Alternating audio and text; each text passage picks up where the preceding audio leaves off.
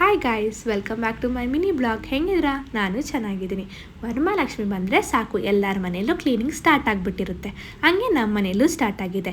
ಈ ಶೋಕೇಶಲ್ಲಿ ಪಿಂಗಾಣಿ ಗ್ಲಾಸಸ್ ಮಾತ್ರ ವರ್ಷಕ್ಕೆ ಒಂದು ಸತಿ ಇಳಿಯುತ್ತೆ. ಚೆನ್ನಾಗಿ ಒರೆಸಿ ಎತ್ತಿಕ್ಬೇಕು ತೊಳೆದು. ಆದರೆ ನಮಗೆ ಯೂಸ್ ಆಗುತ್ತಾ? ನಮಗಲ್ಲ, ಬರೀ ಗೆಸ್ಟ್ ಬರೋರು ಮಾತ್ರ ಅದು ಯೂಸು. ಅದರಲ್ಲೇ ಟೀ ಕೊಡ್ತಾರೆ, ಅದರಲ್ಲೇ ಜ್ಯೂಸ್ ಕೊಡ್ತಾರೆ. ನಮಗೆ ಕೊಡಿ ಅಂದರೆ ಇಲ್ಲ ನೀನು ಹೊಡೆದಾಕ್ತೀಯಾ ಅಂತ ಹೇಳ್ತಾರೆ. ವರಮಹಾಲಕ್ಷ್ಮಿ ಬಂದರೆ ಲಕ್ಷ್ಮೀ ದೇವಿ ಬರ್ತಾರೋ ಇಲ್ವೋ ನನಗಂತೂ ಗೊತ್ತಿಲ್ಲ.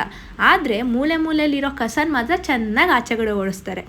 ಎಲ್ಲಿರೋ ಪಾತ್ರೆನೂ ಆವಾಗ ಕಬೋರ್ಡಿಂದ ಆಚೆಗಡೆ ಬಂದಿರುತ್ತೆ.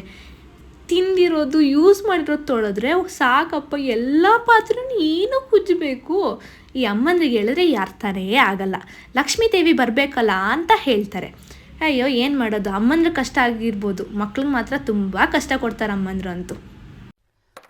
ಅಲ್ಲಲ್ಲಲ್ಲಲ್ಲಲ್ಲಲ್ಲ